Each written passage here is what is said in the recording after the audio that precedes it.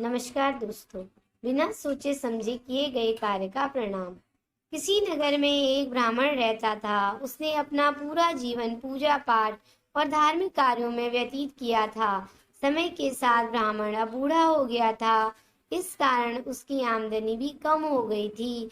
उसे धनोपार्जन का कोई उपाय नहीं सूझ रहा था। एक रात जब ब्राह्मण सो रहा था तो सपने में उसे भगवान दिखाई दिए।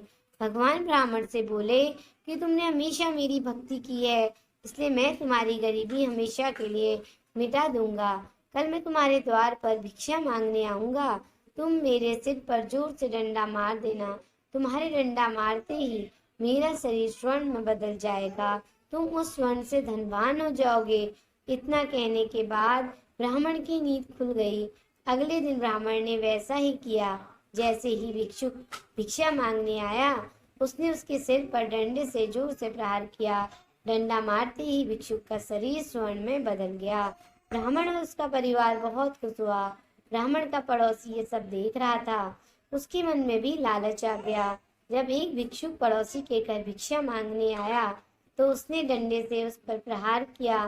प्रहार करते ही उस भिक्षुक के सिर से रक्त की धारा बहने लगी। उस भिक्षुक को तुरंत वैद्य के पास ले जाया गया, जहाँ काफी उपचार के पश्चात उसकी जान बचाई जा सकी। इस कहानी से प्रेरणा। इस कहानी से हमें यह सीख मिलती है कि हमें कोई भी कार्य करने से पहले उसके परिणाम पर भी विचार कर लेना चाहिए। बिना विचारे कार्य करने के दुष्परिणाम होते हैं। धन्यवाद। Thank you for watching.